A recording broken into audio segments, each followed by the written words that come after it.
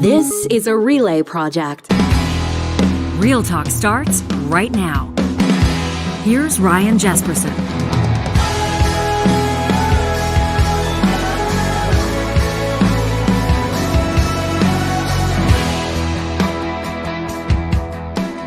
And a good day to you on this September 14th. It's Jesperson and Hicks, another episode of Real Talk. This one's for the parents, this one's for the caregivers and the teachers. Nah, you know what? This one is for anybody who ever eats outside of their own home, trusting in a kitchen. Yeah, that's who this show is for, as we take a look at an appalling story, a stomach-turning story, quite frankly, a heartbreaking story when you learn what more than 300 kids are going through down in the southern Alberta city of Calgary. In fact, more than 20 of them hospitalized in serious condition due to an E. coli outbreak. This is kids that were attending 11 different daycares that were using one common kitchen. The facts are absolutely disgusting. Health officials have stepped in and shut that kitchen down. They say that, I'm sorry if you're listening to this or watching this while you're eating breakfast or anything like that, but they found traps full of cockroaches, live adult cockroaches on the sides of refrigerators, utensils just out, food not properly stored, transported in inappropriate conditions. I mean, this is really gnarly stuff, but the consequences are severe, and parents are pissed, and who wouldn't be? We're going to get into this with ER Doc Shazma Mithani in just a second, and then we'll talk politics with one of the most entertaining broadcasters, I think, in the country. Amir is the host of This is VANCOLOUR on Check, and he's going to hang out with us. We'll talk about federal political polling. We'll talk about the outcry over Conservative leader Pierre Poilievre.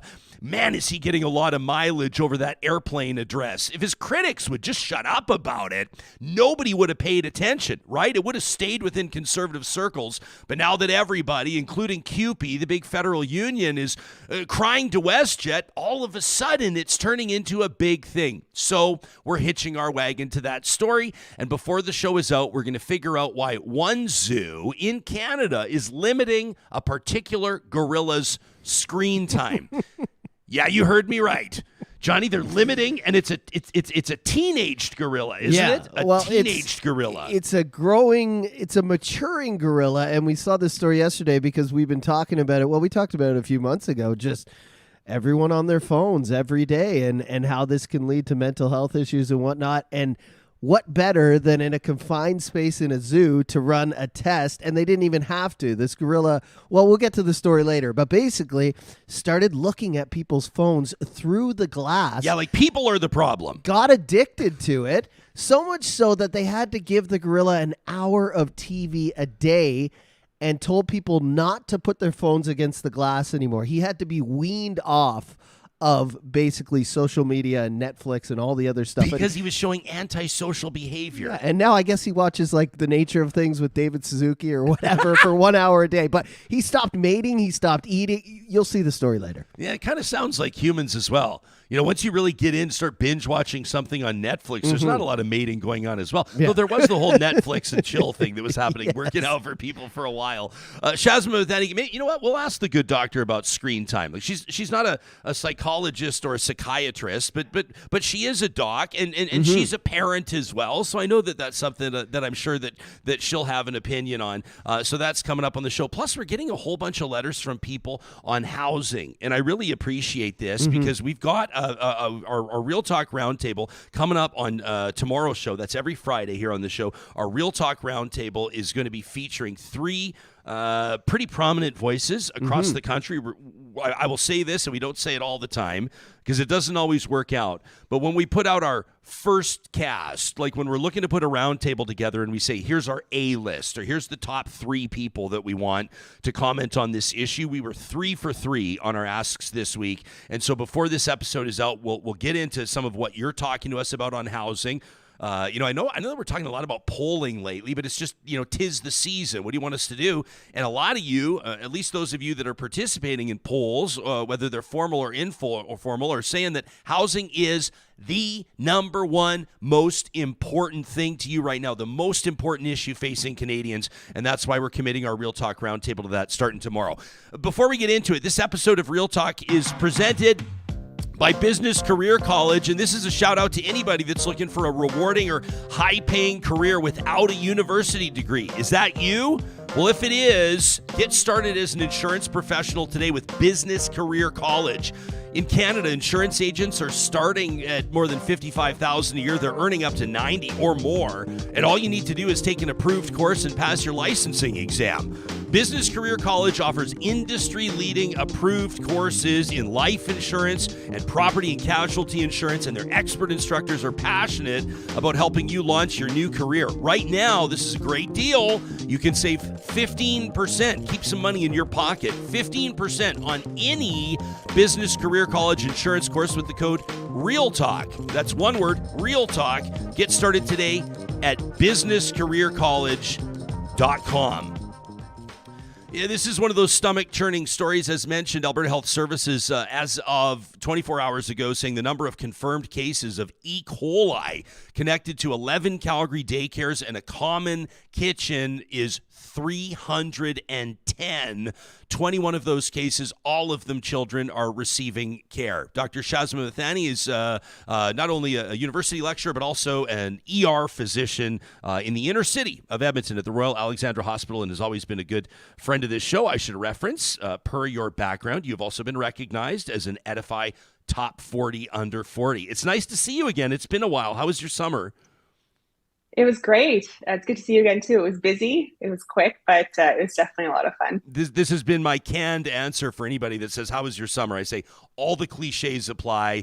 I say, it went by too quick, and here we are in fall. But for a lot of people, including you, including me, fall means that the kids are back to school or the kids are back in daycare. People are getting back in their regular routines. And for obviously millions of people across the country, that means that the kids are back in daycare. How did this story out of Calgary first land with you? What was your very first response?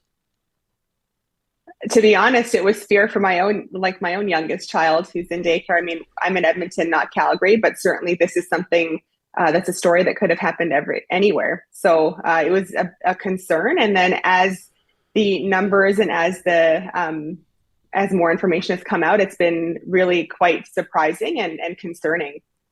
It's there's like part of, I guess, what I'm going to say about this may come across as obvious, but there's a huge amount of trust.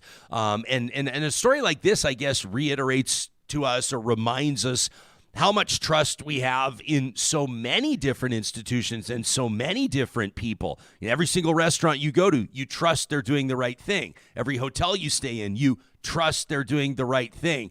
You would think that daycares would be held to an even higher standard, but it turns out that this is a repeat offender that we're talking about. I mean, this is a breach of trust, plain and simple. That's how I see it. I don't know about you.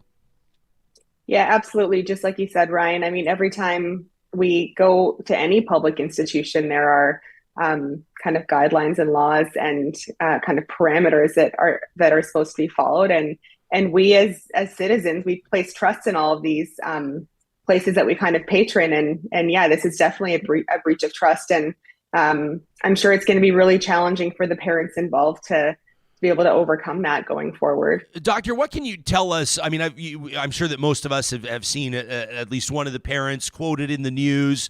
I saw one in particular, a mom. It's just this heart-wrenching scenario, and she's interviewed in the parking lot outside the hospital. And moms and dads just know. She was one of them. And she said, I just knew something was wrong. She was talking about her little girl. She said she had diarrhea, but it wasn't like normal diarrhea. Something in mom's spidey senses went off, and she knew that they had to get to the hospital. And sure enough, her daughter is one of those 20 patients that are receiving care in hospital right now. 7 of them on dialysis, by the way. So what are symptoms that parents need to look out for, or just people in general? I mean, this could happen anywhere. What does E. coli look like or feel like? How do you know you might have it? Yeah, can I talk a little bit about the specific strain of E. coli first? Yeah. So this is a very specific strain of E. coli called Shiga toxin-producing E. coli. And the unique thing about this type of E. coli is that it produces this specific toxin, and that's what causes severe disease. So this type of E. coli can be found typically spread by foodborne illness. So kind of undercooked beef, produce, unpasteurized milks and juices.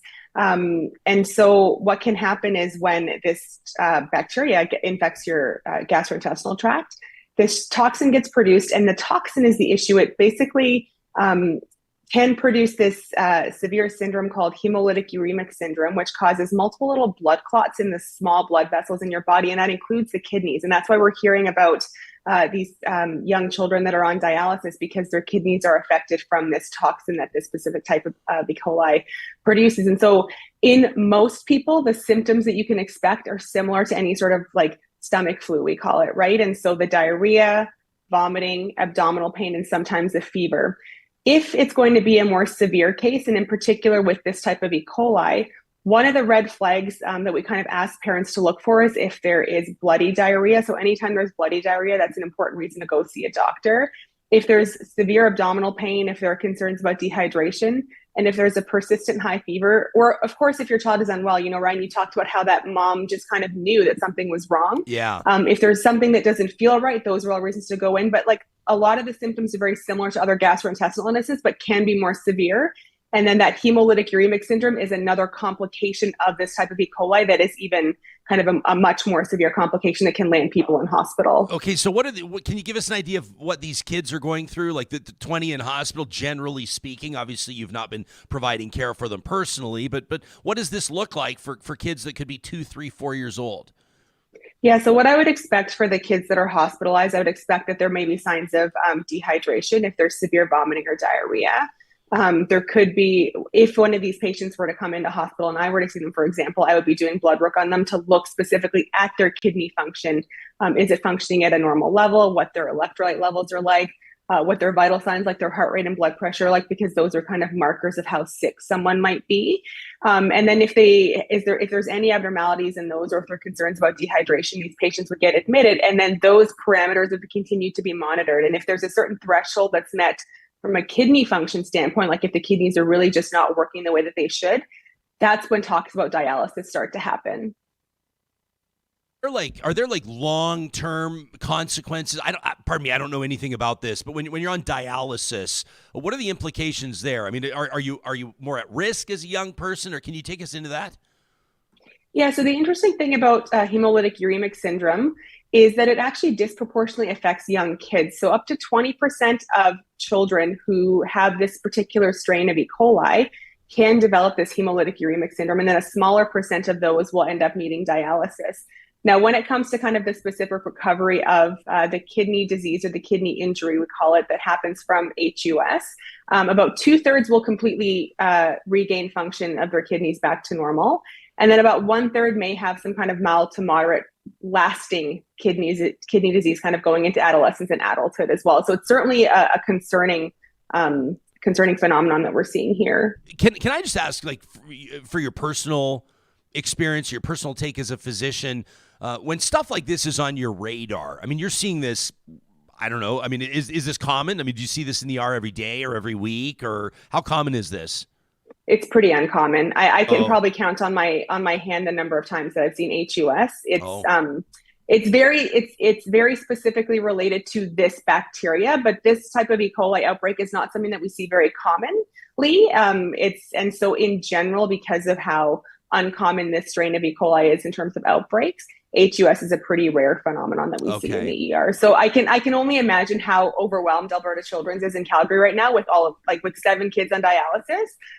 That's much more than you would ever see on a given day or a given week. Yeah, and see, you're always bringing angles that the rest of us don't even think of. I wouldn't even think to ask you that, but I remember asking you this exact same question probably 2.5, 3 years ago when we were talking about, I mean, right then, right at the height kind of COVID and the pandemic and everything else, and we asked you about overwhelmed ERs and ICUs and healthcare workers. What does something like this do to an ER or do to they wouldn't be an ICU, I don't think, but can you explain to us the impact on the hospital and the implications for maybe other patients receiving care? We will acknowledge you're not working out of Alberta Children's Hospital in Calgary, but you've got a lot of experience in a similar scenario. Yeah, and I mean, so the kids that are on dialysis would likely be in the ICU. The other ones who are kind of admitted to be monitored would be on the pediatric ward. But just in general, I mean, when we're up to 300 cases, when we have worried parents that are coming in, the first place they're going to come in is the ER. You and I have talked about this before. It's kind of that first point of contact for people in the acute care system. And so certainly I can imagine that my colleagues in Calgary are overwhelmed in the pediatric ER. And then when you have this kind of extra load of patients, whether it's with this E. coli outbreak, whether it's with, COVID or the flu, there are lots of things that can cause a big bolus of patients like that. It overwhelms the kind of baseline of systems that are in place to kind of accommodate this number of patients. So I can imagine that they're feeling pretty stressed right now in terms of numbers and volumes that they're seeing. Yeah. When I was asking you how common this is, and I guess in a way it's good to hear that it's uncommon, although the implications for these families and these kids aren't great. I was going to ask if you as an ER doc, if you're able to fully enjoy when you're out with your family or your girlfriends or whatever, if you can fully enjoy a meal, or if stuff like this is kind of always on your mind as a healthcare, as a physician, are you always kind of a little bit wondering about the safety and cleanliness of kitchens, or no? So for food, maybe no, not until now, not until this story. Yeah. But for other things, absolutely. Like when it comes to injuries, like when we're driving on the highway, or when my kids are on a bicycle, or when we're crossing streets, like all of these things that I don't want to think about always play through my mind. I don't love that. I don't love having the knowledge that I have in terms of how broadly applicable it is to the life of my family and I, but there's some things that you just can't turn off. Yeah, it comes with the territory. I mean, you talk to police officers and firefighters, paramedics, they'll say the exact same thing, right? It's oftentimes difficult to come home and be, I guess, quote unquote, normal with your kids based on what you encounter in the course of any shift. I should mention to people that the central kitchen here that they're talking about, this is the culprit, is called Fueling Minds. And the affected daycares, the 11 of them, called Fueling Brains.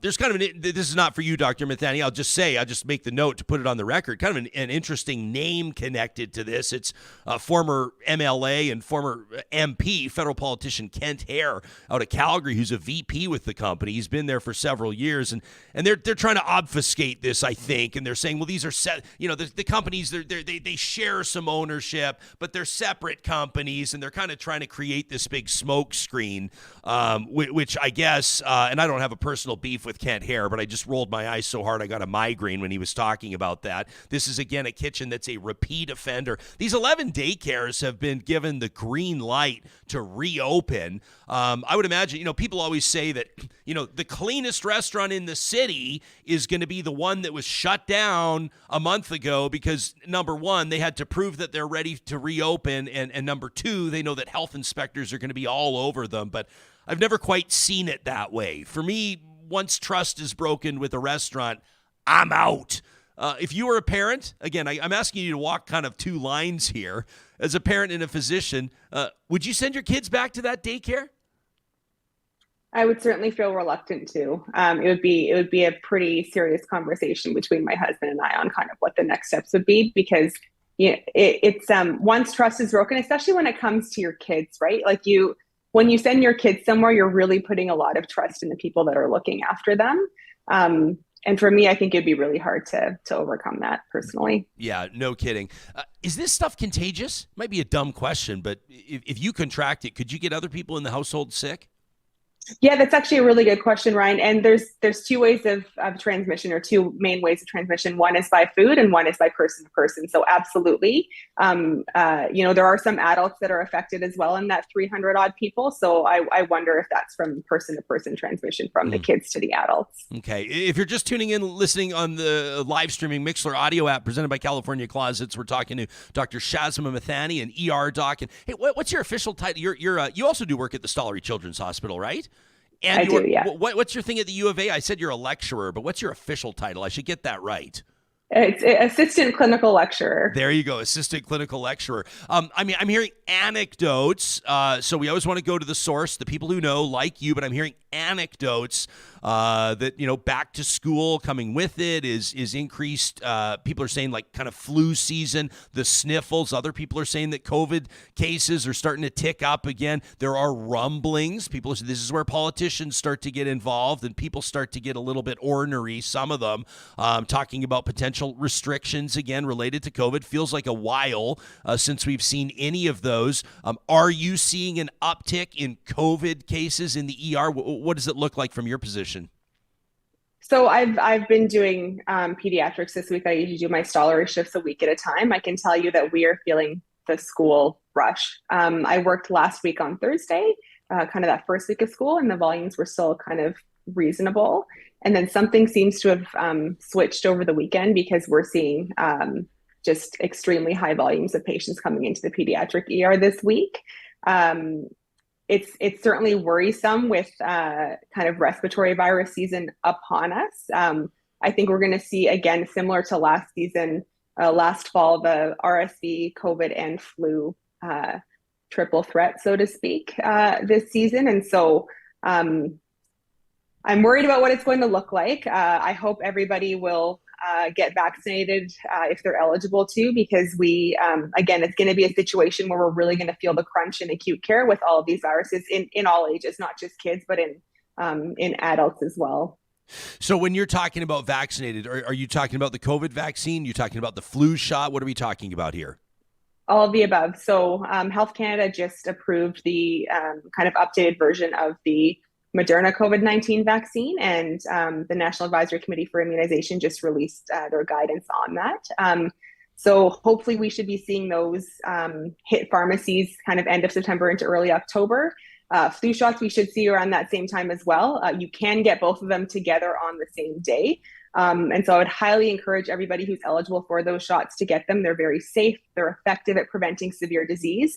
They're effective at then preventing vulnerable people around you from getting sick too. And then, of course, the big kind of more public health issue is to make sure that the hospitals remain available for everybody who needs them, whether you have the flu or COVID or not. And then there is also an RSV vaccine that was approved by Health Canada for older adults. We're still waiting for NACI to kind of give us guidance on that. And in my understanding, it's going to be available in limited amounts, but there'll be more information, I think, coming on that for older adults as well. How much have you been paying attention? Is it Paxlovid? Is it this pill form vaccine? Have you been paying attention to this? I was reading about it just in prep to talk to you. Yale Medicine has been writing about it. You can check it out, yalemedicine.org. It's a COVID-19 pill, an oral antiviral medication. Is that something that's an option for people? Is that something people should consider? Is there like a pro and con list? What can you tell us about it? Yeah, so Paxlovid is a medication that was available for us kind of last fall as well, and I believe the fall before. And it's an antiviral medication that is useful if you're a high-risk person. So there are criteria that AHS has in terms of who would be eligible for getting Paxlovid if they test positive for COVID-19. So it's certainly something that we have available here, and it depends on your underlying risk factors. Okay, good stuff. Hey, I want to circle back to this E. coli story for a second. Our live chat is humming. People love when you're on the show, Doc. I wish I could remember who it was that said it, but someone made a comment that said in worst case scenario for these kids, especially the ones on dialysis, this could ultimately call for a kidney transplant. Then they say a lifetime on post-transplant meds would be an absolute nightmare. How serious could this get? I mean, are we talking? I hate to even ask the question, but I mean, could this prove to be fatal? Could we be talking about organ transplants? So there are fatal cases of this. The mortality rate is kind of under 5%, so it's relatively low, especially if these children are seeking treatment early, which it sounds like is the case in Calgary, thankfully. We're lucky to live in a developed country that has access to healthcare, right? Because this may not fare the same in kind of developing countries where access to healthcare and even access to dialysis would be quite a bit more limited. Of course, anytime somebody has kidney injury, there is a risk of that kidney function not recovering, and so it's certainly something that is a risk. It would be a low risk, but it's certainly there. Okay. Before we let you go, and I know you've got obviously a ton on your plate, we always appreciate your time. Anything else on your radar? Anything else going on, whether it's seasonal or something that's just you can't ignore that you think that the general public should know more about? It's what I already talked about. It's that we are approaching respiratory season, and I can tell you that my colleagues and I are like hunkering down for it. We know it's going to be a rough one again this year.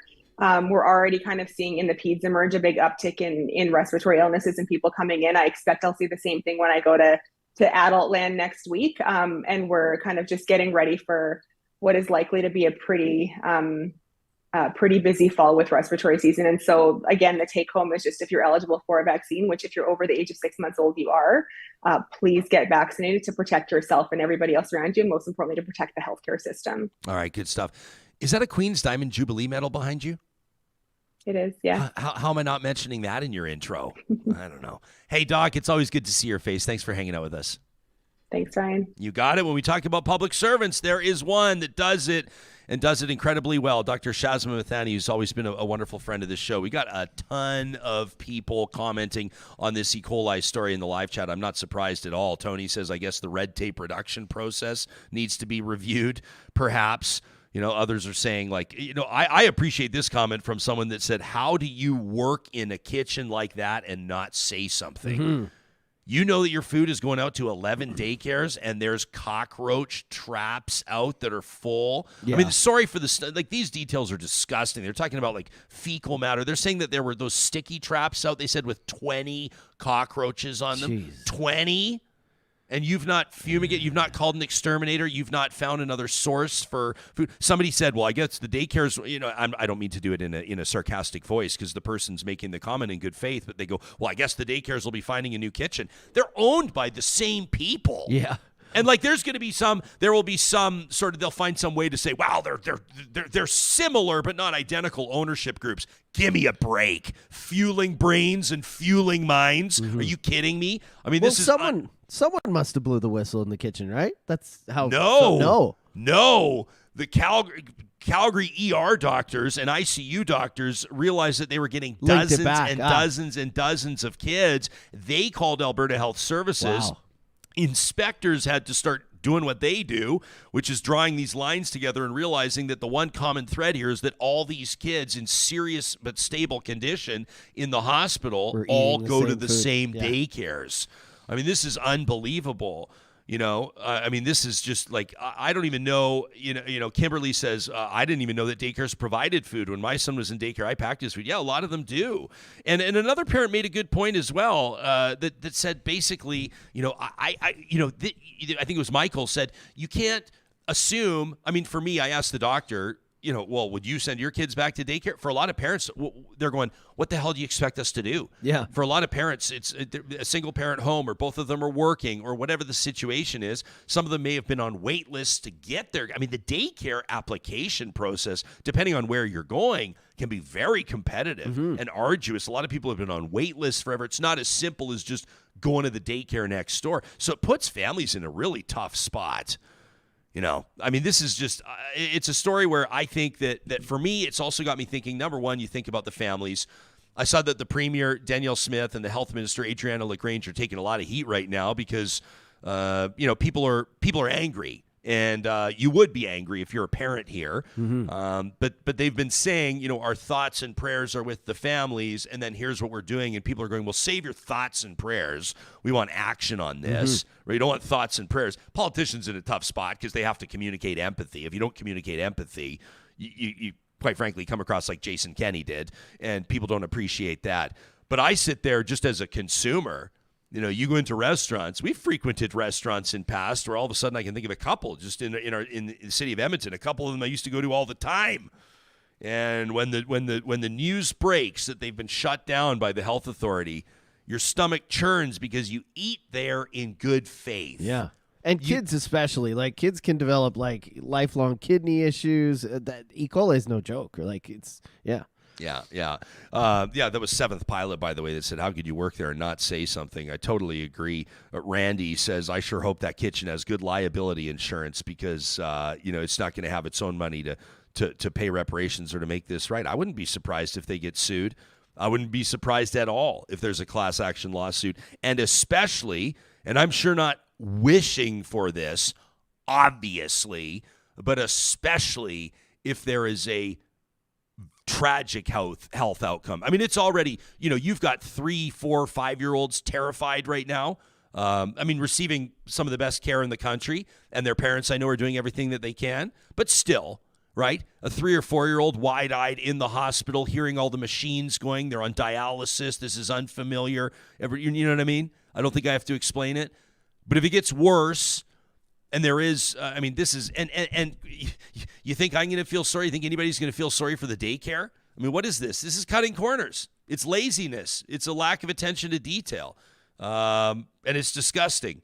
I think we've said enough on it, but we wanted to get the information on it. We wanted to make sure that you know what you need to know in particular. So if something like this, heaven forbid, ever touches down in your neck of the woods, you know how to respond. You know when it's time to go to the hospital. You can send us an email anytime to talk@ryanjesperson.com. Mo Amir coming up in just a second, host of This is VANCOLOUR. We're going to talk politics.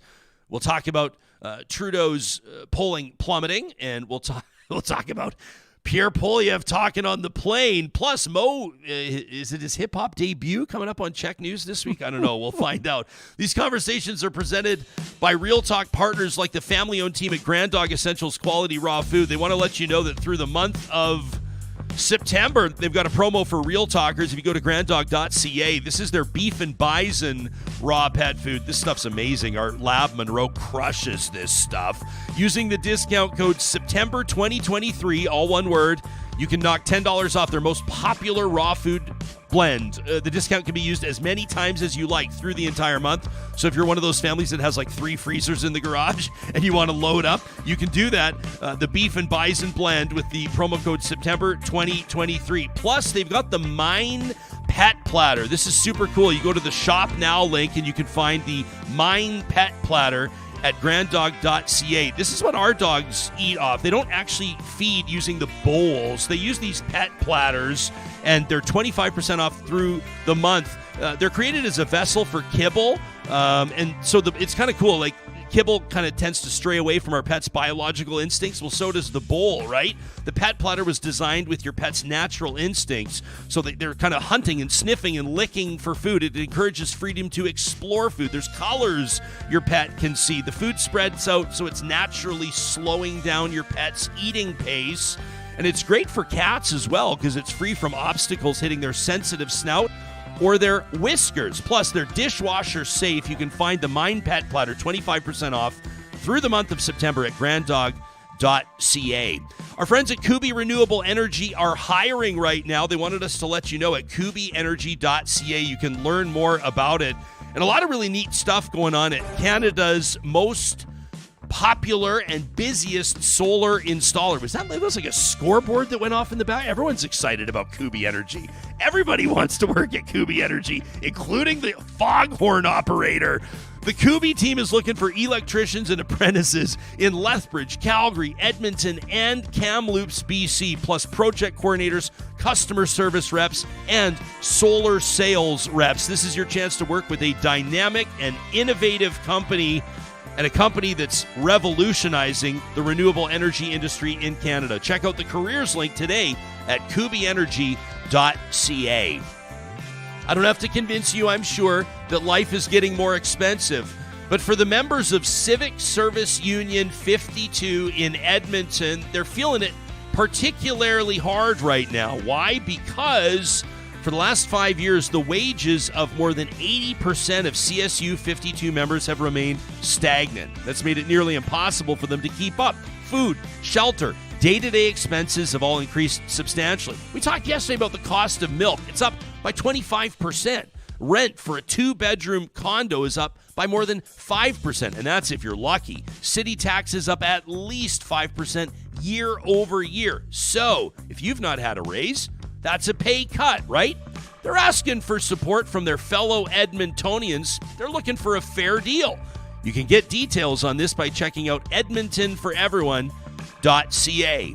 And a shout out to our friends at Apex Automation today. This is a really neat success story. While they started in Edmonton, over the last few years, they've expanded with the primary focus of being closer to their clients' sites. Now, why is that so important? Well, they want to support their clients with quick turnaround service and less spending on travel costs. So, most of their competitors have one location, right? They're based out of Edmonton or Calgary, not Apex. Apex has invested in additional offices across Western Canada, including Lloydminster, Saskatoon, Vancouver, Bonnyville, Tampa, Houston. I mean, this company is growing almost faster than they can keep up, and that's why they're hiring professional engineers right now. If you've got your P-Eng or you're soon to graduate, it's never too soon to contact Apex Automation by checking out the contact link at apexautomation.ca. Johnny, can you tee up the video of Mo's rant from earlier this week? This is great. I could sit here and introduce Mo Amir to you. I could tell you that he's the host of This is VANCOLOUR, and he claims to be Vancouver's most bleeped, or BC's most bleeped, political columnist. Now, I know you're not familiar with hearing censorship or bleeping on Real Talk, but you got to keep in mind, Mo is on the airwaves. Mo's on TV, right? So they got to keep it classy at all times. We're going to allow Mo to, let's say, introduce himself. This is a rant of his from just a couple of days ago that went viral. This summer, the city of Vancouver unveiled its new motto, "Welcome to Vancouver. I got mine. F*** you." That's not actually the municipal motto, but it jives with the city's new swagger. Like, remember when British Columbia faced drought conditions and Beau and Ma was on TV asking all of us to take shorter showers? Well, Vancouver, at City Council's behest, ran non-circulating water fountains that waste millions of liters of drinking water into the sewer. Again, in drought conditions. Welcome to Vancouver. We got water fountains. F*** you. Remember how BC is on pace for its deadliest year of the toxic drug crisis? Well, Vancouver decided to close down an overdose prevention site while an unprecedented amount of people are dying from overdose drug poisonings in a neighborhood that has the most overdose drug poisoning deaths outside the downtown east side. Vancouver City Council also voted down extending leases for supportive housing as homeless shelters are overwhelmed, especially since the city keeps clearing encampments without adequate shelter in place. Where will those people go? Who cares? Welcome to Vancouver. We have luxury condos to build. F*** you. Remember how BC has a childcare shortage where parents are actually paying money to be on wait lists? Well, NIMBYs protested the expansion of a childcare center because, and this is true, the noise of children playing hurts the neighborhood's unique charm. Predictably, the city agreed with the Karens and kiboshed the childcare. Welcome to Vancouver. We're old and we hate the sound of children laughing. F*** you. Now, sure, apathy and indifference for the needs of other human beings has always been a Vancouver hallmark. But this summer, with all the swagger, we've shifted from apathy to angry opposition, actively dismantling even the smallest, most incremental relief for very complex crises. The people who got theirs are telling everyone else, F*** you. And I don't know, maybe the city of Vancouver shouldn't do that? That's Mo Amir, host of This is VANCOLOUR on Check, joining us live this morning. Even you're laughing at your own rant. I loved it. I thought you were... You know what? I'm just still surprised that Czech allowed me to just pop off on the airways. I'm very grateful that they let me do that. It was an approved script. But I do want to add, I have one retraction. I used the term Karens as a pejorative, as a slur.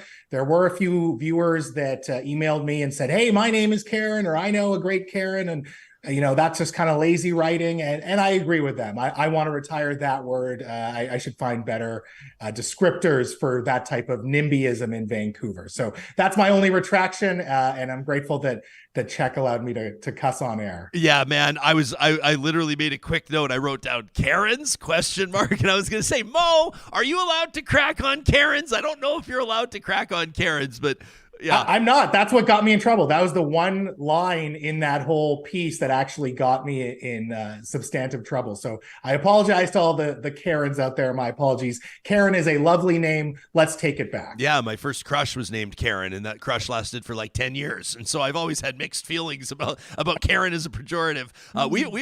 We've got emails about the exact same thing, and they've all been from Karens or people who love a Karen. And they're just a little bit ticked off about the trend. Did you have to kind of watch yourself? Do you have to watch your back now when you're walking through Vancouver, as you basically called out about 1.5 million people on your show?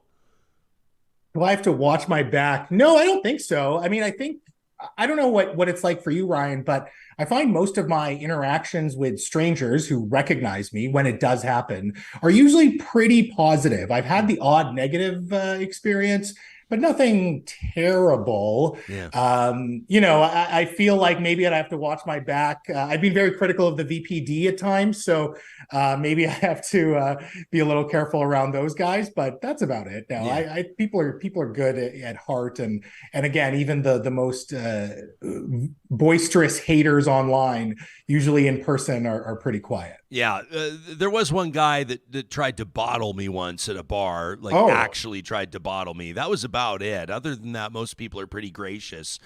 You know what, Ryan? I'm a big guy, right? Like, I think that's also part of it. It threatens people, or people don't want to, get involved with that. But also, I grew up on the mean streets of North Vancouver. I know how to handle myself. We're a tough crowd in the richest municipality in the country. Yeah, you gotta roll with your friends from Burnaby in Surrey, don't you? If you want to be taken seriously. Luckily, I was with my biggest friend on planet Earth, so he works in property management and junk removal, and his biceps are as big as my thighs, and he picked up the attempted assailant by the throat, basically, and walked him to the front door of the establishment. Surrey, Maple Ridge, those are legit tough guys for sure. Oh, absolutely. Yeah. You don't want to mess around with that. Hey, so in all seriousness, when it comes to what people in Vancouver care about or what people in Vancouver don't care about, our Real Talk Roundtable tomorrow is going to be on housing. And as if I need to tell you, by the way, we always want to know the situation of our guests. Do you own or do you rent where you live? Oh, I own. I'm very own? privileged. I got in the market 12 years ago. Okay. I'm comfortably housed. I speak from a place of privilege, absolutely. But again, I don't think you don't have to apologize, Mo. I'm just asking. People online get weird about that, right? They're like, why are you talking about, the need to reduce rents when you own your home or you're comfortably housed? And I get it. I kind of, and obviously that's how I criticize politicians in a lot of ways. But at the same time, I think that the situation that we have in Vancouver is absolutely unsustainable. It's not just home ownership that's out of reach. It is rent. We're averaging $3,100 for a studio apartment in the city of Vancouver in terms of rental listings right now. It's abhorrent. People are trapped in the homes that they're currently in. They can't move because they have a locked-in rent. Certainly for newcomers, like imagine if you're an immigrant and you're told like, oh man, this is the land of opportunity, and suddenly 60% of your paycheck from a very high-paying job is going towards rent. It's gross, and it just doesn't make any sense for how much longer this can last, and further than that, what type of city we're building, because the people that work in the city actually get to live in the city. I mean, it doesn't feel like they're able to for the most part. Well, yeah, and so your rant there that saw a lot of traction, by the way. So congratulations on that. But Thanks. but the sort of the general premise of it, like kind of like I got mine, fuck you, basically. Doesn't it feel good to hear the word fuck, Mo? Doesn't it hear instead of a bleep? Doesn't it feel good to hear it on a show? Oh, it feels good to say fuck. Yeah, it sure does. But are you seeing, so if this is the issue truly, and Canadians are telling pollsters it is, if this is the number one issue in the country right now, I saw that by 2030, they're estimating that Canada is going to need to add 3.5 million units to its housing inventory to keep up with demand. Does the city of Vancouver, do you get any sense, whether it's from the premier, whether it's from the mayor of Vancouver, and we should acknowledge that there's obviously a ton of mayors and a ton of municipalities in the Lower Mainland, is anybody actually taking it seriously? People that are struggling to find appropriate or affordable housing, and I'm not just talking about like supportive housing, I'm talking about there's a lot of families, I guarantee, in the Lower Mainland that have dual incomes that are probably bringing home 175 to 200 grand a year that can't find housing they can afford, as preposterous as that is. They don't need shows like yours and mine and The National to be telling them that there's a crisis. They already know it. They want to know if anything's actually happening. Are you seeing meaningful, tangible action anywhere? Like, is there a good news story here anywhere? To be honest, not really. A lot of it feels very incremental, which is strange because we've been calling it a housing crisis for years now, particularly in Vancouver. I mean, I think BC and Vancouver is the epicenter of the national housing crisis. And I do wish that Ottawa was kind of paying attention to us here on the West Coast, because those problems did obviously start to spread eastward. In terms of what's being done, I had a conversation with Michelle Cisa about this, and I was coming from a very cynical place. And I was asking her, is there any incentive for any political party to reduce the cost of, or reduce the land values or the cost of purchasing a home? And the reality is there isn't. So much of our economy is tied to housing that if you get a certain threshold of mortgages that go underwater, that could be the entire economy. Plus, more than that, on the political end, there are a lot of homeowners who are older, who are relying on, their house as their retirement, and they don't want to see home equities drop. I mean, maybe they could tolerate a 10% correction at most, even though I think a lot of people would still complain about that too.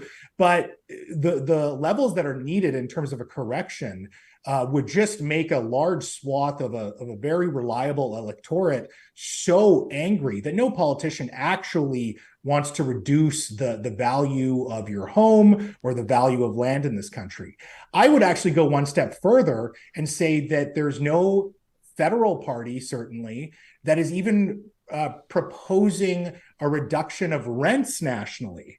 And, the proof is in the pudding when nearly 40% of MPs own rental properties or investment properties that they're making money off. So I just don't see what is being done that is needed at the scale that is needed. And I would argue that what is needed is a massive investment in social housing and public housing, not just for, again, people who need supportive housing, but I would argue low income, middle income folks, middle income families. Again, as you said, I don't have to tell people, but if you're in Vancouver and you have a family and you're looking for a 2-bed or 3-bed to rent, it is next to impossible.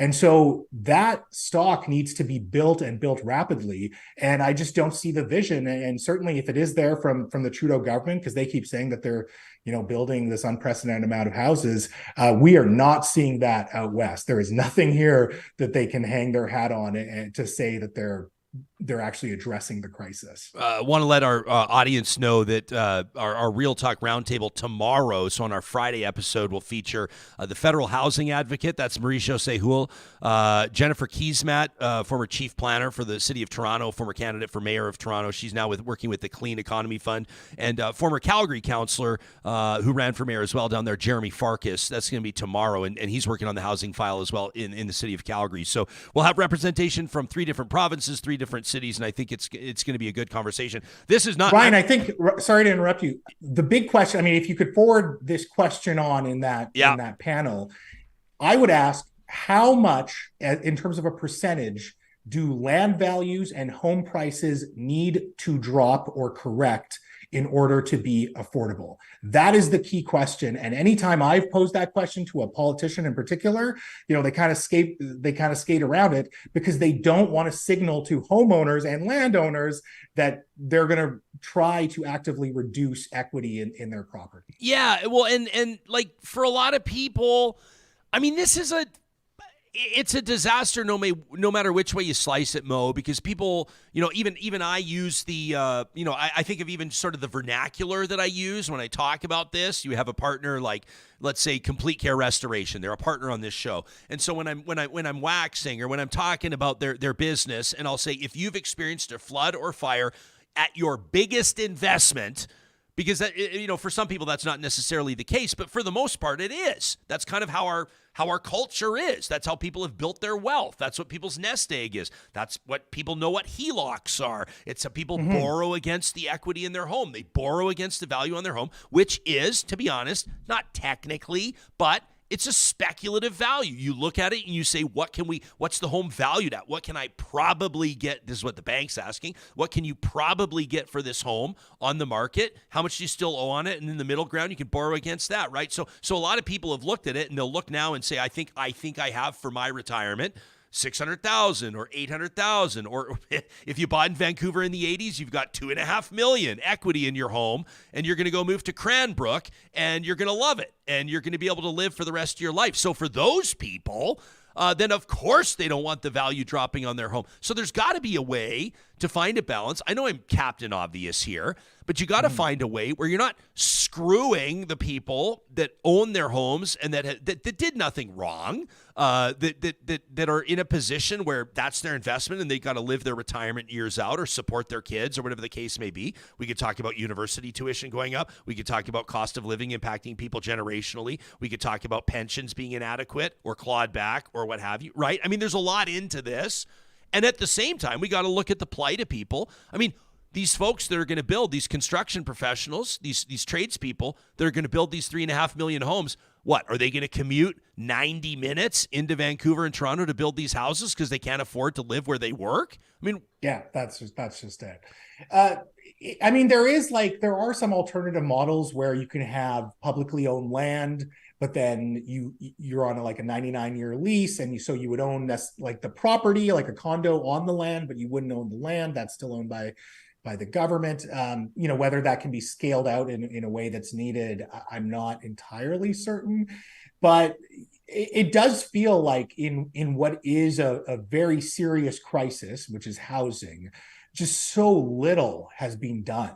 So much has been talked about. I mean, even what Pierre Poilievre is advocating for is basically, liquidating some public assets, opening up zoning.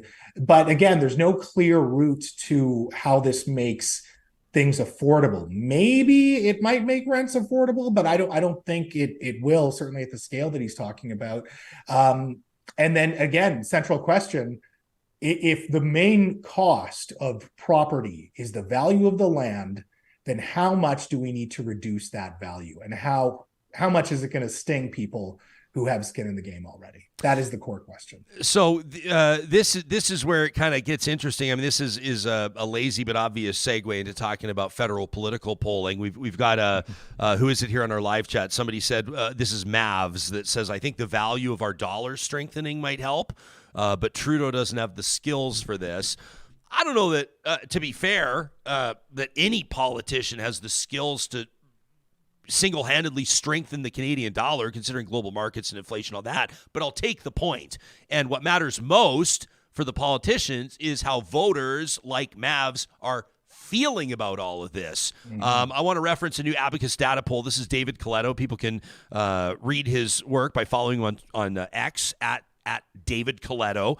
And it shows that federal vote intention right now, if a federal election were held tomorrow, these are the parties that Canadians polled say they would vote for. Conservatives have 41% of the current vote share. The Liberals at 26, down 15 points, and the NDP at 18. And then there's all the rest.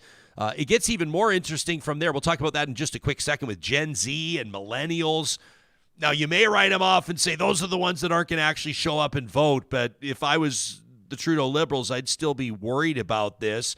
Fair to say 2 years out, which is an eternity in politics, that housing and the economy is the number one issue driving that change in polling. Do you think?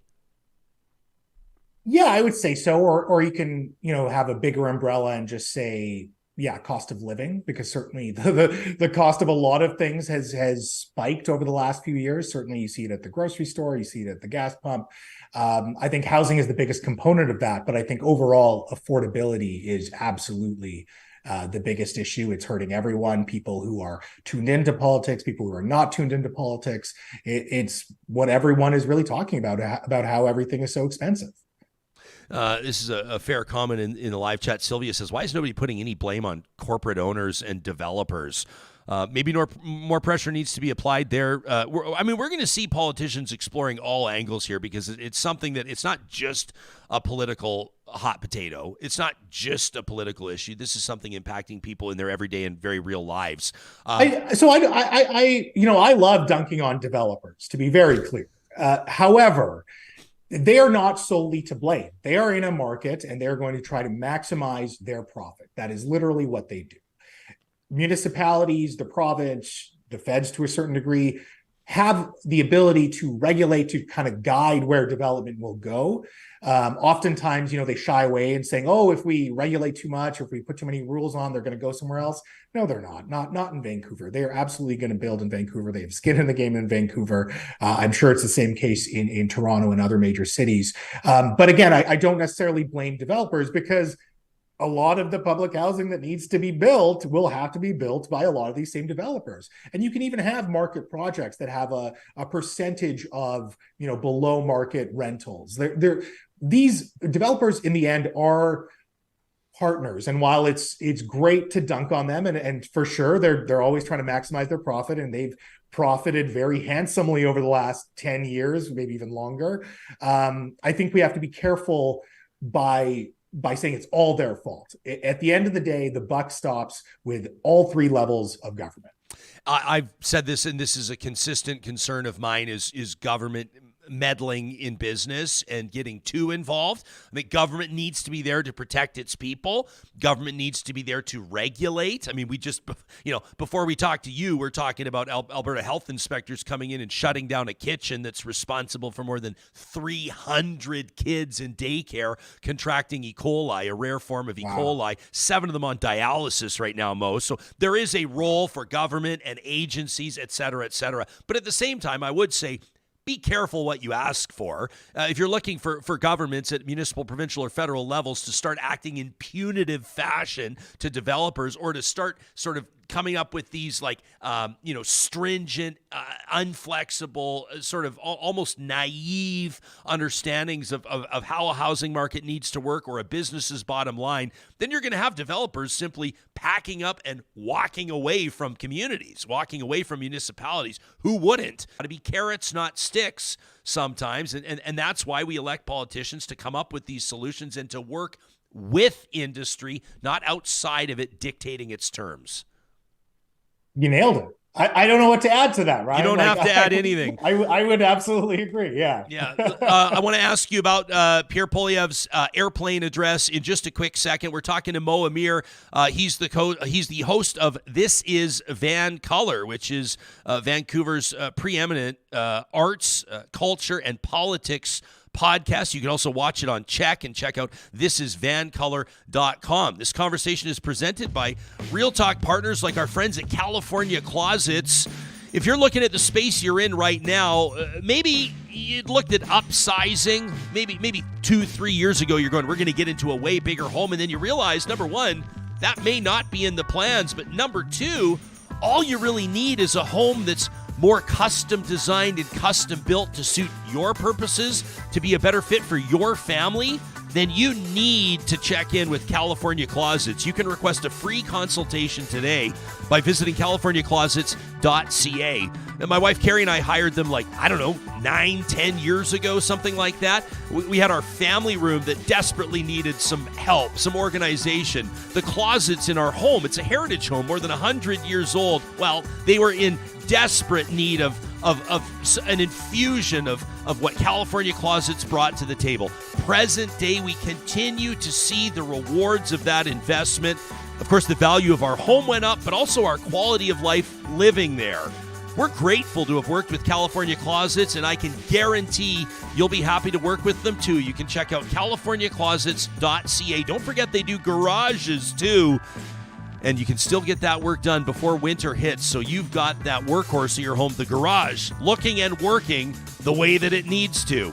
If it is a renovation that you're looking at, maybe you're going to develop your basement, maybe you're looking at a kitchen overhaul or a new bathroom, take 2 seconds to get in touch with Complete Care Restoration. Sure, they've made their name on helping people bounce back, get their lives back from fire and flood, from mold and asbestos, but they do construction and renovation projects as well, including office turnarounds, condo conversions. Heck, they're the ones that built our Real Talk studio. We watched them do it. Johnny and I would pop in and check on the progress, and I was absolutely blown away. I know you were too, at their professionalism, their cleanliness. Every single day when they'd leave the job site, they would leave it looking like a cleaning crew had come through. Even if they knew we wouldn't be in there, they didn't leave sawdust all over the place. They didn't leave tools all over the floor.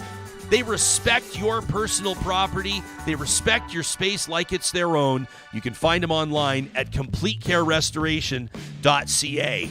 And hey, before we get back to Amir, this is a special shout out specifically for our friends in Fort McMurray, Alberta, Sherwood Park, Alberta, and Red Deer, Alberta. The India Film Festival of Alberta is touching down in your communities over the next number of days, and we want to make sure that you have a chance to check it out. This is an opportunity to see works of India's most well-known directors, the established master filmmakers, as well as the hot up-and-comers from all four corners of India. This is the 9th annual India Film Festival of Alberta. It's been in Edmonton, it's been in Calgary, and now they're back on the road. September 16th, they're in Fort McMurray. September 23rd through the 25th, they're in Sherwood Park. And September 30th, they're in Central Alberta in the city of Red Deer. It's an amazing opportunity to check out the marvelous works out of Bollywood. You can get your tickets today, learn more about the schedule and the festival dates by checking out indiafilmfestival.ca. Amir hanging out with us this morning from his home you're in North Vancouver, yeah, Mo? I'm actually hiding in Coquitlam today. Oh, you're hiding in Coquitlam today. All right. I see. In this economy, I have 5 jobs. So one of them I'm in Coquitlam, and I'm doing this from there. Okay, good stuff. Well, you're joining us from the beautiful city of Coquitlam, BC. The Conservative Convention held in Quebec City over the weekend. We've talked about it a lot this week. People can check out yesterday our conversation with Jennifer Laywetz. She was a delegate out of Saskatchewan. She was there. We talked to Charles Adler about it, and we also talked to political pundit David Hurley about it, host of the Hurley Burley. So I'm not going to get into the convention stuff with you. I feel like we've covered a lot of it, but I do want to talk to you about the flight home. For a lot of people, a couple hundred people that were flying on a WestJet flight back down to Calgary, Pierre Poilievre, as if nobody's heard about the story by now, got up on the PA and addressed the flight, talked about the turbulence of the Trudeau government, said it should only last for the next couple of years, et cetera, et cetera, et cetera. There were a lot of laughs. There was no angry protest, but there certainly is online. And now CUPE, the national union's getting involved. WestJet says it's going to review its policies and procedures. What do you make of this story? Much ado about nothing, or do you think that he committed a serious foul here? Definitely much ado about nothing. I don't understand the outrage online. I think if there were people on the flight that complained, let's say there was a dozen people on the flight that actually complained about it, then, maybe we should take it a little more seriously. But clearly this was a flight full of delegates to the convention. He was speaking to that crowd. It was not just like a general flight. I mean, I think it would be slightly off-putting if he was, on his own business and suddenly commandeered the airplane. But that's not it. And so I think whether you are a fan of Trudeau, whether you are, the Queen, Jan Arden, I think we all need to relax and just, pick your shots with your outrage when it comes to Pierre or any politician for that matter. Yeah, I will say this to be fair as well. I sort of look at it like I think I understand why Pierre Poilievre rubs a lot of people the wrong way. And certainly I think that his own party recognizes that there were kind of character traits of his that I think they're trying to soften to make him more palatable to the everyday voter. There is an equal number of people in Canada that can't stand Justin Trudeau, as if I need to state that. I think it's pretty obvious. They've all invested in flags, and they let everybody know with their bumper stickers how they feel about the Prime Minister right now. If Justin Trudeau did the exact same thing on an Air Canada flight, people would flip, right? It would be the exact same thing. I think it's like any political leader that did this on a flight, people would lose their minds. Fair to say? Yeah, fair to say. But again, I think context is very key here. This was a plane full of delegates. I have yet to hear any reports that any passenger on that plane, complained or thought it was inappropriate. And so it was clearly a moment that a lot of people on that plane enjoyed, including Jennifer, who put out that clip as well. And then, that was really what went viral. And so I just don't see why we're arguing about this or what risk or what harm this little speech to his base did. It was a fun little thing. And again, if I was a member of the Conservative Party, if I was a big Pierre Poilievre stan, I would have loved it as well. And so I don't see the big deal. I think people need to relax a little bit. There are way bigger issues in this country that need addressing, including decorum, including how we talk about politicians, including, how politicians interact with each other and the tone that they take and misinformation and disinformation. Like, I'd rather see conversations about that and outrage about that than, Pierre Poilievre doing a rally speech, a very impromptu rally speech on a WestJet flight that was full of CPC delegates. Yeah, Zoe in our live chat says the flight thing is silly. There are so many more important things to get mad about from that convention. He's got an ego. Most politicians do. That from Zoe. If people want to know a little bit about what Zoe's talking about, didn't spell it out, but yesterday we talked to Dr. Kate Greenaway, who's opening up a Foria clinic in Alberta, which is gender-affirming health care for trans and non-binary patients. And that was obviously a very contentious resolution that was passed at the Conservative Convention to limit health resources and health care, specifically gender-affirming care for minors, should a Conservative government or should a Conservative Party form government. Pierre Poilievre hasn't yet responded regarding whether or not he would adopt that principle. Of course, he's not obligated to as leader, nor is any leader based on any policy resolution at any convention. Mo, before we let you go, before we let you get back to your work and pay your bills, what's going on in BC? I've got you here. You're from Coquitlam. You keep an eye on BC politics. There's a lot. There's like parties popping back up out of the woodwork and renaming, and there's some rumors swirling around, and there's a whole bunch of. Can you, sort of in Alberta, everybody kind of knew Premier John Horgan was the Premier of BC for a while, and then all of a sudden David Eby, and then all of a sudden all this stuff's changing. Can you give us the Coles Notes, BC Politics 101 on what you see happening right now in your home province? Oh, God, I'll try. Okay, so Premier David Eby is the premier. He represents the BC NDP. They have a majority in the legislature, and there will be an election next year. At least that's what is slated. Unlike Prime Minister Trudeau, despite the overlapping crises in BC, David Eby's popularity is still quite high, and the BC NDP are polling quite high, despite a lot of frustration from British Columbians when it comes to housing, drug debts, healthcare, a whole array of issues that certainly the rest of the country is not immune from. And yet, Eby's polling high. The official opposition party, which was named the BC Liberals, although they didn't have any association with the federal Liberals, they have a new leader from last year, Kevin Falcon. And they decided that, hey, the Liberal brand is a little too divisive. It's a little too polarizing. And historically, the BC Liberals were a coalition of federal Liberals and federal Conservatives united against the BC NDP. However, federally, obviously, that gap between federal Liberals and federal Conservatives keeps widening. And so having the name Liberal, again, becomes way too polarizing and divisive. So the party decides that they're going to change their name to BC United, maybe a little nod to the UCP that you have there in Alberta. This idea of we are the coalition of center and center right against the provincial NDP party. At the same time, there was a dormant party by the name of the BC Conservatives. And again, they don't have formal association with the Conservative Party of Canada, but they are the Conservative Party. They had no seats in the legislature, or at least no elected seats in the BC legislature. But then one of their guys got kicked out of the BC Liberals or the BC United, and he became the new leader of the BC Conservatives. So now they have representation in the BC legislature.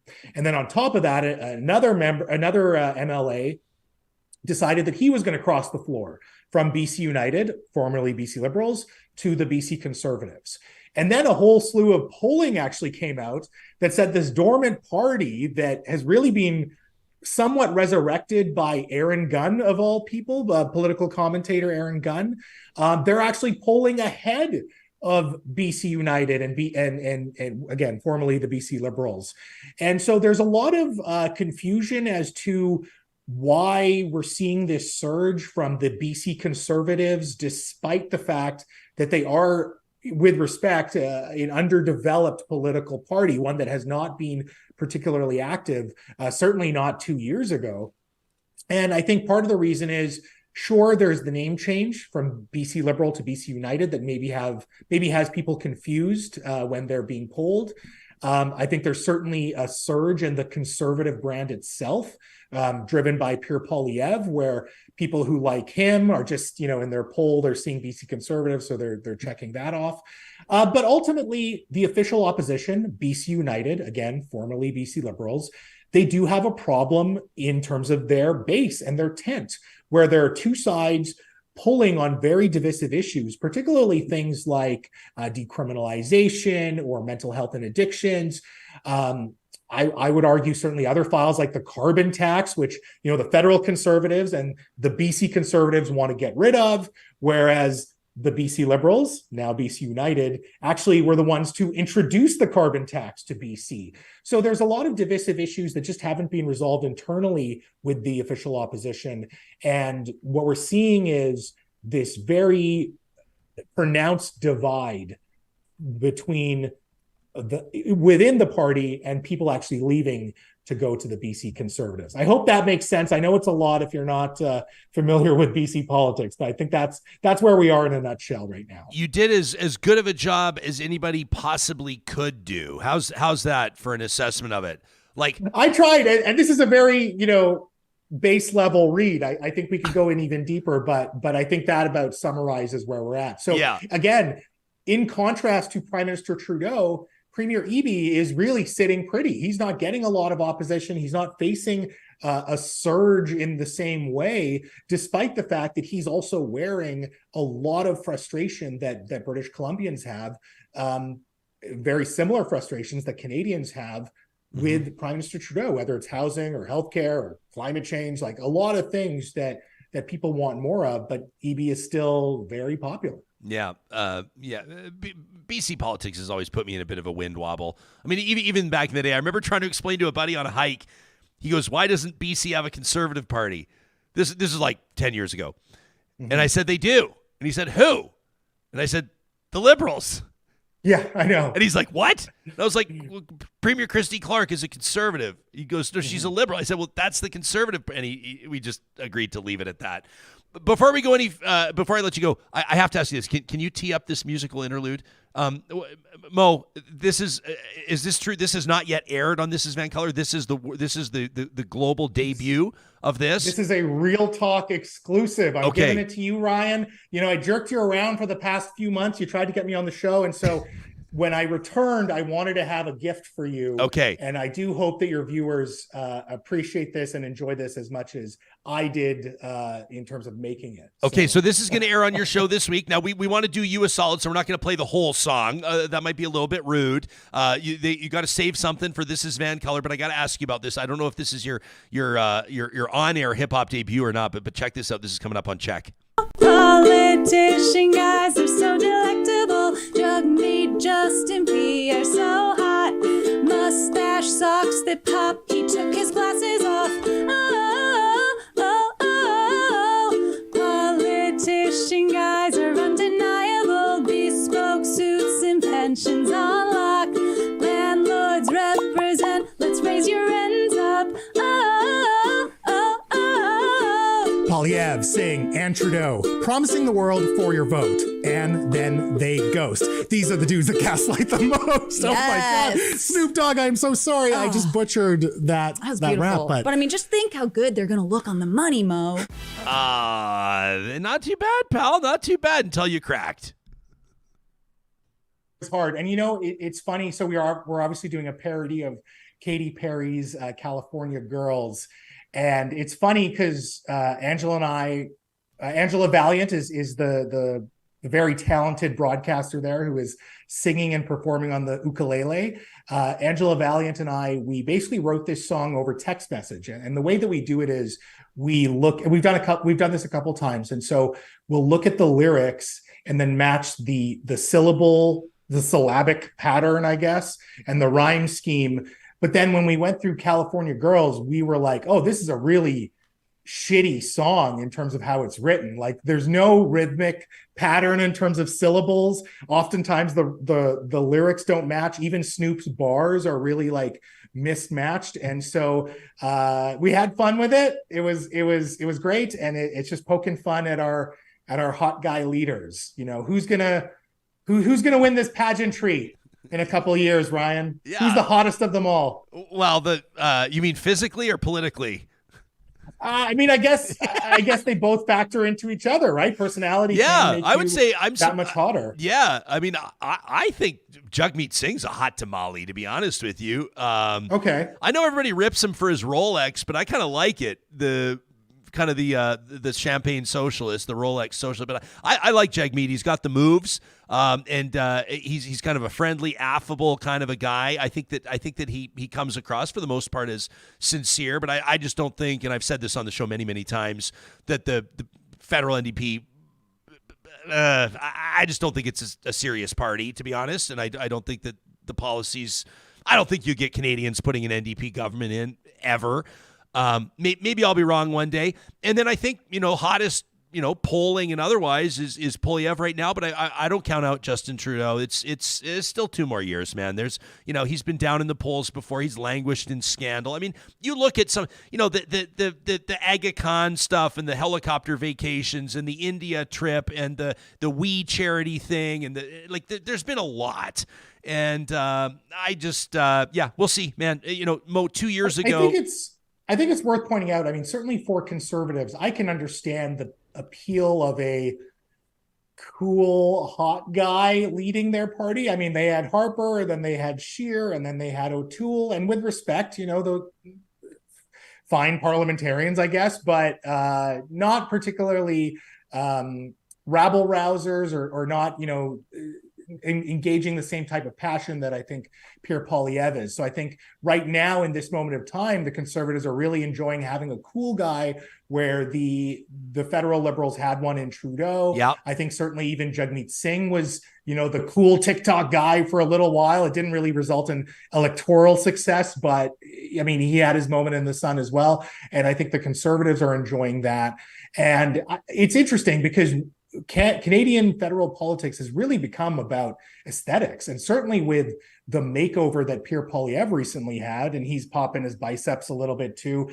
They're aware of that and they're trying to cater to that. Whereas you look down south to the United States, where I feel like we get a lot of our cues, there's octogenarians running, and certainly aesthetics doesn't play that big of a role as I think it plays here federally. So I don't think it can be discounted, because I think it definitely helps to add to each person's respective cult of personality. Harsh words from Tony here, who says election is 2 years away and Poilievre is like the high school athlete that peaked in high school and ended up being the janitor at the high school. That from Tony. Hey, custodial work is noble work. I'll say Absolutely. that. Well, one last thing. I think you hit the nail on the head. The election is 2 years away. That's a lifetime to turn things around. The other thing that I think Trudeau has going for him, as you also alluded to, is a weakened NDP, a weakened federal NDP party. And so there may be a lot of people who don't really like Trudeau and they're on the left or progressive side who might just hold their nose and not want a conservative government. And so that's not saying that the Liberals are going to win by any means, but I'm saying there are a lot of factors and a lot could happen in 2 years. So we'll see. Lauren says you should change your hip hop name, Mo Money. Mo Money. I like Mo that. Money, Mo Problems. Mo Money, Mo Problems, my man. Hey, we love you, Mo. It's good to see your face again. Thanks for doing the show. Ryan, an honor and a pleasure. Thanks so much, brother. You got it. You can Enjoy the follow rest of your Mo week. on Twitter, on X, at VANCOLOUR, and you can check out thisisvancolour.com. We'll put the links in the show notes so you can find it. Somebody here said, just say it, Ryan. The federal NDP needs a new leader. Sylvia wonders, can Jeff keep up? That's her reference, Jeff Poilievre, when Pierre was going to Henry Wisewood High School with my brother. Jeff Poilievre is how everybody knew him. Can Jeff keep up the nice guy routine for 2 years? Maybe. I don't know. And then we've got someone new in the chat. Is it Whiskey La? I don't know what it is. It says, I knew it. Jespo is a NDP. I literally just said they're not a serious party and they'll never form government. So I don't know. In all caps, I knew it, he says, after I've not exactly painted them with the prettiest brush. But what can you do? What was it that Mo said that jumped out of you? I saw your eyebrows raised so high. Your eyebrows hit your hairline. No, what was it? The ukulele. But yeah, that's the Hawaiian. There's, you can say it both ways, right? You know, in English you say ukulele, but he said ukulele. And I think ukulele is probably the right way to say it. Well, no, I went online. It's both are okay. But Okay. like, so Hawaiian it's ukulele, in English it's ukulele, but you know, both are okay. Do you pronounce a word differently than most people? Oh yeah, I'm a dirty American. Okay, say it again. I'm a dirty American. Oh, so. no, don't say that. So what's the word that you pronounce differently than most people? Is there one that comes to mind? Oh, no, I always, like, even when I'm writing, I always forget the U. It's like in English, especially English and French as well. It's like favor, you know, is Favor, and people are like, you spelled this wrong. Yeah, I always have to add the U to favor and all those other words. But yeah, sometimes I'll pronounce something and somebody will be like, hey, you're from. Yeah, that's not how we. The Miami boy, the slick Miami boy who's now producing podcasts in Edmonton, Alberta. What was it you said? You said something yesterday. I was like, he says that distinctly every time. I'm going to wait. Is it kilometer?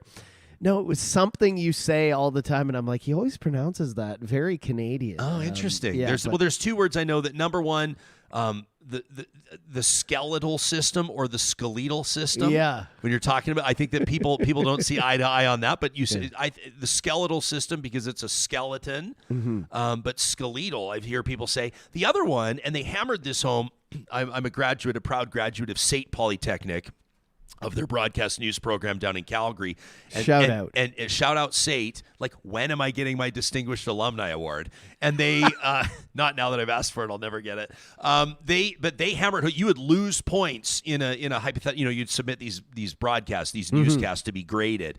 And if you said kilometers, you would lose points. Kilometers. It's kilometers because it's kilograms. Mm-hmm. You know, they said it's not kilogram. You don't weigh 70 kilograms. Mm-hmm. You weigh 70 kilograms, so it's kilometers. It's another thing I do all the time. I'm like, oh, man, we walked like a mile down the street, and someone's like, mile? Yeah. A mile? Yeah. You mean a kilometer? A kilometer. That's right. We're going to talk about gorillas and screen time in just a second. But first, I want to let you know that this podcast is receiving support from our friends at the Dairy Queens of Northwest Edmonton and Sherwood Park. And right now, the most important thing you need to know, the thing that you need number one on your radar screen, is that September's blizzard of the month is the pumpkin pie blizzard.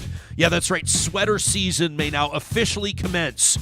Thanks to the Dairy Queens in Palisades, Nemeo, Newcastle, Westmount, and Baseline Road. This is one of my favorite blizzards, and not just because, but mostly because it's got the real pumpkin pie pieces. This isn't the cheap powdered stuff that you might get somewhere else. Real pieces of pumpkin pie mixed in with DQ's world-famous soft serve, topped up with whipped topping and nutmeg. That's the most quintessential fall spice, obviously.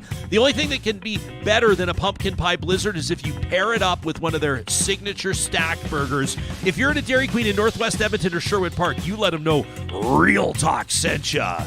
Our friends at Friesen Brothers want to let you know that you've only got 2 weeks to take part in the Alberta Beef Roundup. This is a really, really neat opportunity for you to stock up your family's freezer, but it's for a limited time. This is a tradition that Friesen Brothers has maintained since 1955, and they've got 2 options this year: a custom-cut whole hip weighing about 70 pounds, and a 50-pound freezer pack as well, featuring the finest Alberta beef. The best part about it, the skilled butchers at Friesen Brothers handle all the cutting, all the wrapping in store, based on your order. You tell them how you like it. The event runs for just 2 weeks. It's going right now.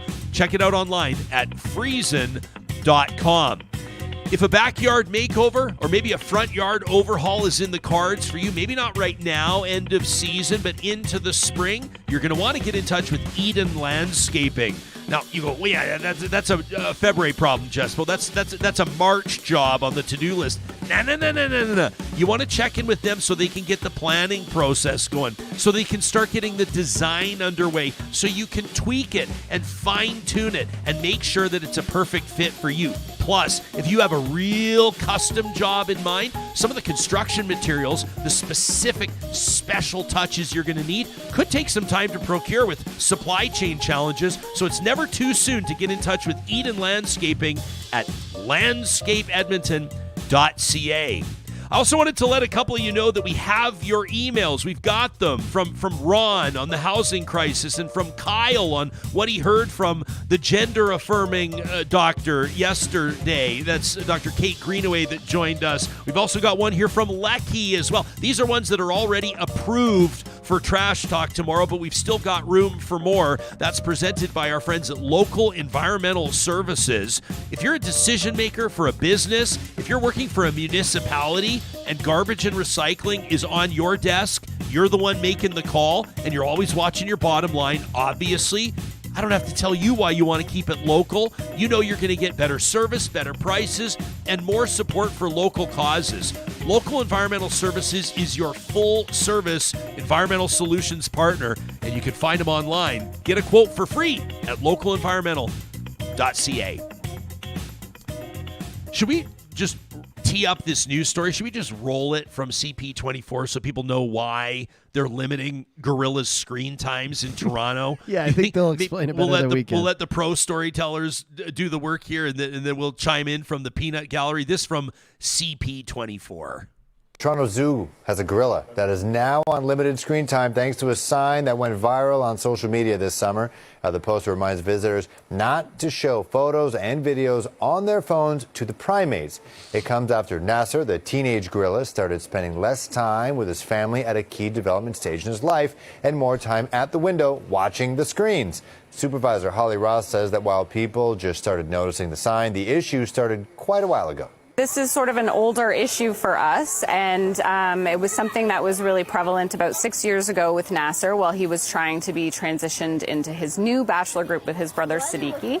And he just was really interested in people's phones and seeing what was on the other side. So we did put up a sign, and it worked really well, which is wonderful. Well, as part of the zoo's enrichment program, gorillas are allowed to watch TV a few times a week for about an hour each time. But just like most parents, the staff are in control of what content they are exposed to. As for what they like best, Ross says they prefer animal documentaries, especially ones about gorillas. Yeah, you don't say. The nature of things. David Suzuki, all those Netflix documentaries about that's an amazing wildlife story with the guy who's like, we're in the boreal forest today looking at But isn't that crazy? Like, so there you have like the perfect research project because they're already in captivity.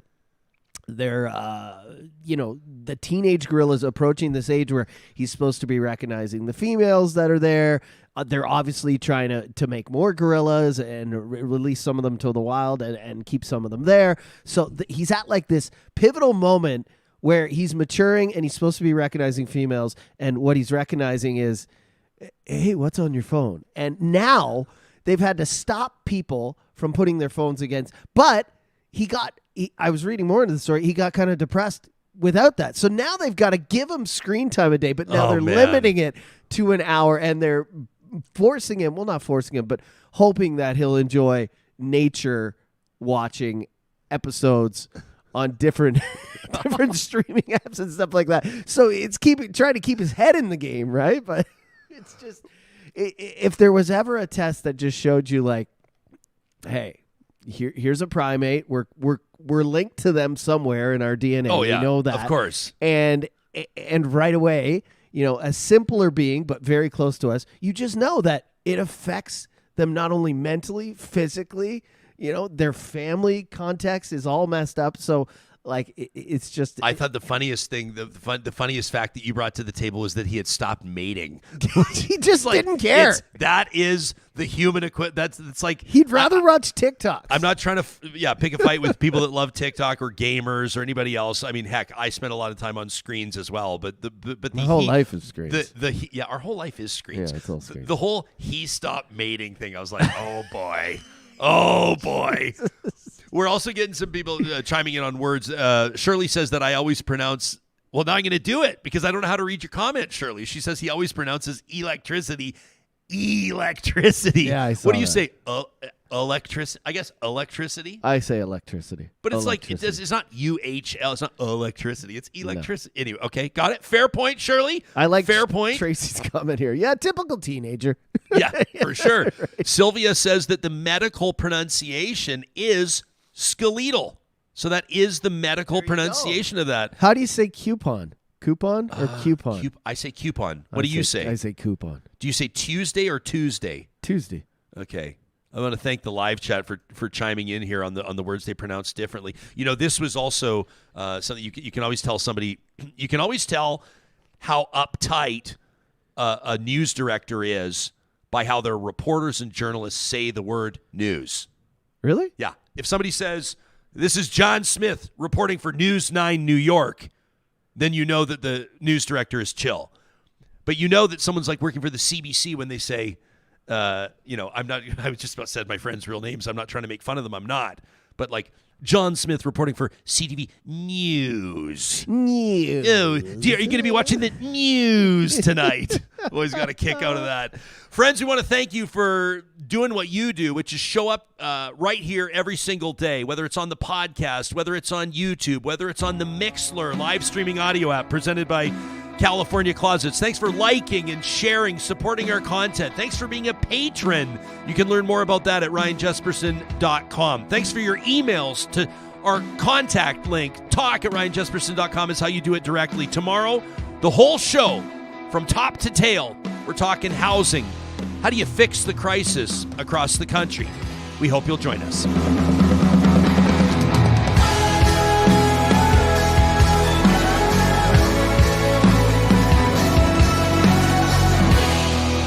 Real Talk is hosted by Ryan Jesperson.